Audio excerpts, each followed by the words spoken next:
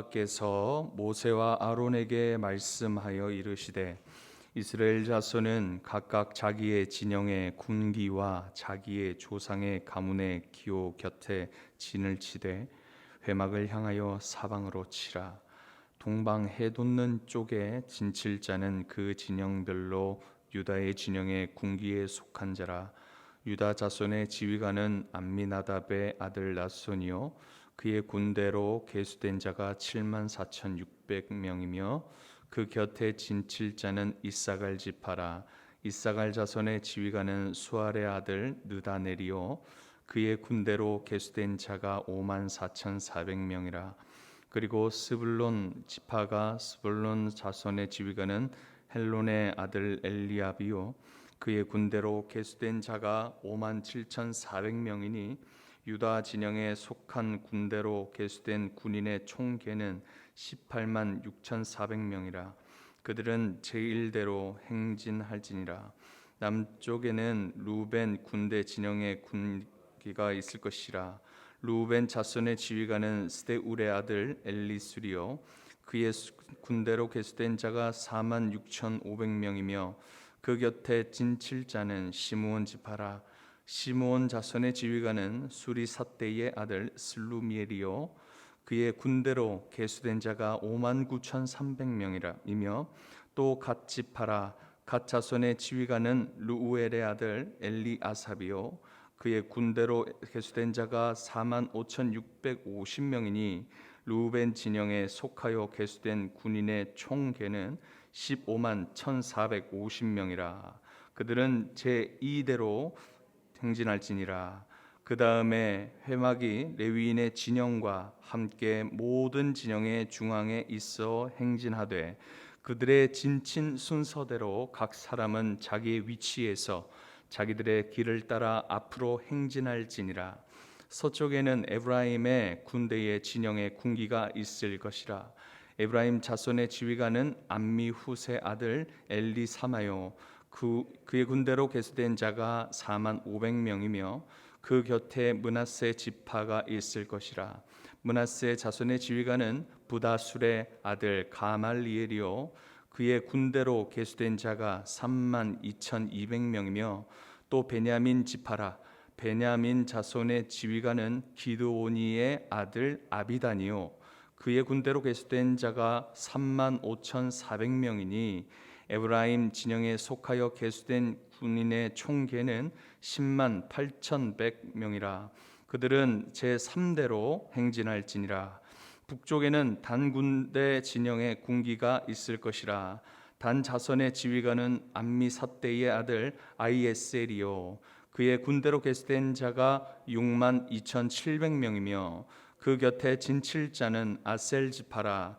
아셀 자손의 지휘관은 오그란의 아들 바기엘이요 그의 군대로 계수된 자가 41,500명이며 또 납달리 지파라. 납달리 자손의 지휘관은 에난의 아들 아히라요 그의 군대로 계수된 자가 53,400명이니 단의 진영에 속하여 계수함을 받은 군인의 총계는 157,600명이라. 그들은 길을 따라 후대로 행진할지니라 하시니라. 이상은 이스라엘 자손이 그들의 조상의 가문을 따라 계수된 자니 모든 진영의 군인 곧 계수된 자의 총계는 60만 3,550명이며 레위인은 이스라엘 자손과 함께 계수되지 아니하였으니 여호와께서 모세에게 명령하심과 같았느니라. 이스라엘 자손이 여호와께서 모세에게 명령하신 대로 다 준행하여 각기 종족과 조상의 가문에 따르며 자기들의 길을 따라 진치기도 하며 행진하기도 하였더라. 아멘. 지난 민수기 1장 말씀에서는 하나님께서 이스라엘을 애굽에서 구원하신 목적이 그들을 아브라함에게 약속하신 땅으로 인도하시기 위함이며 하나님은 임재의 상징으로 눈에 보이는 이동식 성막을 짓게 하신 것은 약속의 땅을 향해 가는 공동체임을 그렇게 보여주고 있습니다. 하나님께서 약속을 성취하기 위해서 이스라엘을 위해 싸우시는 전쟁에 참여할 이 군인들을 계수하라고 이렇게 명하십니다. 각 지파의 지휘관과 20세 이상 싸움에 나아갈 만한 남자들을 계수하니 60만 3,550명이었습니다. 이 중에 레위 지파는 성막을 관리할 책임이 있었기 때문에 여기 인구 조사에서는 제외되어집니다.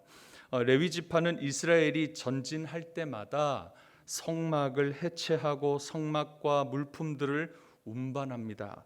또 진을 칠 때는 그곳에 성막을 조립하는 일 또한 담당했습니다. 그리고 레위 지파는 외부인들이나 준비되지 못한 백성들이 성막의 출입을 통해서 하나님의 진노가 드러나지 않도록 그들을 막고 또 성막을 보호하는, 또 그들의 생명을 보호하는 그런 책임도 맡았습니다. 이제 우리가 방금 읽었던 이 민수기 2장의 말씀은 하나님의 임재의 상징은 회막을 중심으로 하여서 이 이스라엘을 12지파의 진영 배치에 관한 그런 명령을 하시는데, 하나님은 주로 1장에서도 그렇게 하셨지만 1장 1절에서도 모세에게 명령하셨습니다. 그런데 2장에서는 1절에 보면 모세와 더불어 아론과 함께 그렇게 아론에게 말씀하시는 장면을 볼 수 있습니다. 하나님께서 2절에서 진을 칠 때는 회막을 중심으로 동서남북으로 12지파가 이제 둘러서 진을 치도록 그렇게 명하십니다. 회막은 하나님께서 임재하시고 명령하시는 곳입니다. 하나님께서 모든 백성들이 이 회막 중심으로, 즉 하나님 중심으로 살아가길 원하시는 그 마음이 이 모습을 통해서도 확인할 수 있습니다. 그래서 주님은 회막을 진의 중심에 두라고 하신 것입니다. 하나님께서 가라고 하신 곳이 우리의 삶의 목적이요, 우리가 나아가야 할 방향인 것입니다. 하나님의 이 약속의 땅으로 갈 수 있는 가장 빠른 길은 무엇일까요?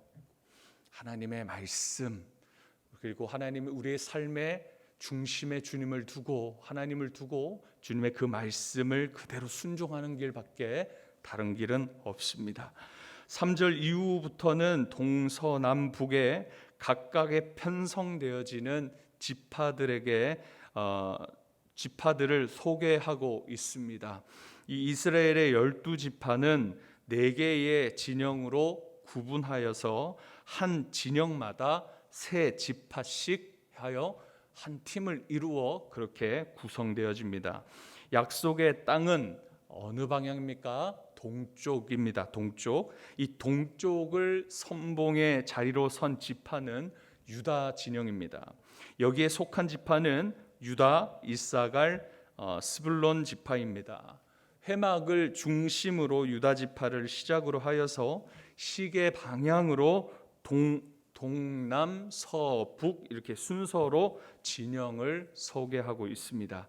10절에서 16절에 보면 남쪽에 있는 진영, 루벤 진영이 소개되어지고 있습니다. 루벤, 시몬, 갓지파. 그리고 17절에는 레위 진영이 나타나는데, 이 레위 진영은 이스라엘의 중앙에서 이렇게 행진하게 되어집니다. 민수기 10장에 보면 나팔 신호에 대한 내용과 함께 이 레위 진영에 대해서 더 자세하게 다루고 있습니다. 레위 자손의 성막을 운반하는 레위 자손은 이 성막을 운반하는 이 게르손 무라리 자손은 선봉을 맡은 유다 진영과 그리고 남쪽의 루벤 진영 그 사이에 앞장서고, 그리고 그 뒤쪽에 바로 뒤쪽에는 고핫 자손은 이 언약궤 그리고 성소의 기구를 운반하는데, 앞장서는 게르손 무라리 자손을 따라서 남쪽의 루벤과 그리고 서쪽의 에브라임 진영 사이에 그렇게 함께 행진하게 되었습니다. 18절에서 24절에 서쪽에서는 에브라임 진영을 소개하고 있습니다. 여기는 에브라임, 므낫세, 베냐민 지파가 진을 치고 또 함께 행진을 하게 되어집니다. 25절에서 31절에는 북쪽에 있는 단 진영에 대해서 소개하고 있습니다. 자, 여기에서는 단, 아셀, 납달리 지파가 진을 쳤는데 이들은 행군시의 가장 후방에 배치되어져 있어서 이들은 적의 기습 공격을 전담했습니다. 이처럼 각자의 분량을 따라 정해주시고 나눠주신 역할과 그리고 위치에 순종하며 행진하고 또 진을 치도록 하신 분이 누구시겠습니까? 우리 하나님이십니다. 각자의 위치가 각자의 우리 있는 그 위치는 우리 마음에 다 들지는 않을 수 있습니다. 그렇다고 해서 나와 맞지 않다고 하여서 우리는 하나님께 불만하고 그리고 불평을 내보이는 그런 경우들이 종종 있는 것 같습니다. 그것은 어떤 자리입니까? 하나님께서 보시기에 가장 합당한 자리라는 것입니다. 어떻게 보면 하나님, 저는 이렇게 노력했는데 왜 나를 여기에 두십니까? 라고 질문할 수도 있겠습니다. 그러나 그렇게 하시는 하나님의 그 뜻은 우리의 어떤 지혜도 능력으로도 알 수 없는 것입니다. 나중에 지나다 보면 항상 아는 것은 하나님은 선하시구나라는 것을 우리는 발견할 수 있습니다. 그렇기 때문에 하나님께서 정해주신 것에 대해서 우리는 원망해서는 안 됩니다. 우리의 체질을 누구보다도 더 잘 아시는 주님이시기 때문입니다.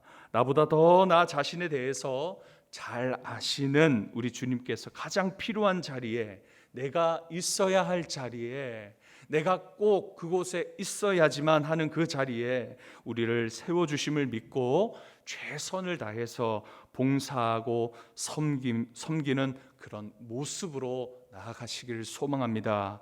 이것이 바로 예수님을 닮아가는 모습입니다.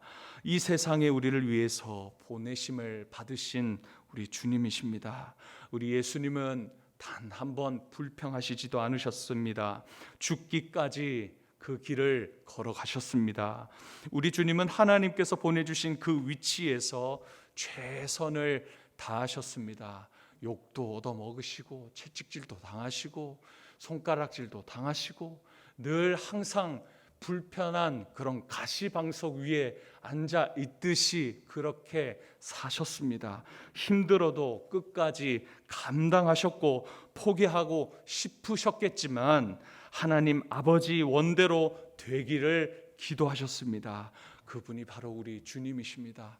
끝까지 십자가의 길을 가셨던 우리 주님의 삶을 본받아 주님을 닮아가시는 우리 성도님들 되시길 바랍니다. 약속의 동편에 선봉의 자리에 서고 누구나 이 선봉의 자리에 서고 싶을 것입니다. 우리가 이 후방 최후방에 있는 이 단진영처럼 가장 후방에서 이 기습 공격을 막아내야 하는 위치에 있어야 할 때도 있습니다. 서로가 각자의 위치를 잘 감당해야만 우리 공동체가 건강하고 또 하나님을 중심으로 그 말씀 따라 약속하신 땅을 차지할 수 있게 되어짐을 우리는 늘 기억해야 됩니다. 이런 모습이 우리 교회의 모습이 되어지기를 소망합니다. 약속의 땅으로, 선봉의 자리로, 가장 후방에서 아니면 좌우 날개 진에서, 그리고 진영의 중심의 자리에 서 있는 각자의 그 자리에서 우리는 순종하며 최선을 다해 섬길 때 주님은 그 자리에서 섬기는 자를 충성된 자로 여기며 더 많은 일을 맡기셔서 주인의 그 기쁨에 동참하게 하실 것입니다. 이러한 그러한 우리 성도님들 되시길, 이곳에 계시는 우리 기도하시는 성도님들 되시기를 소망합니다. 기도함으로 우리의 육체의 소욕을 죽이고 하나님의 뜻대로 나아가시고, 그리고 하나님 가라 하시는 그 방향대로만 나아가시는 은혜가 있기를 축복합니다. 기도하겠습니다. 거룩하시고 전능하신 하나님 아버지, 오늘 주님의 선하신 뜻대로 우리 각자 서 있는 그곳에서 주님을 바라보길 원합니다. 주님이 우리에게 보내신 곳에서 맡기신 사역과 삶의 위치에서 주님의 행하실 일들을 보는 그러한 우리들 되게 하여 주시고, 나의 원대로 말고 주님의 원대로 살아가는 우리 성도들 되게 하여 주옵소서. 예수님처럼 더욱 최선을 다하고 죽기까지 순종하는 우리들의 성숙함이 있어지게 하시고, 기도할 때마다 은혜 주시고 응답하여 주시길 간절히 원합니다. 감사드리며 예수님의 이름으로 기도드리옵나이다. 아멘.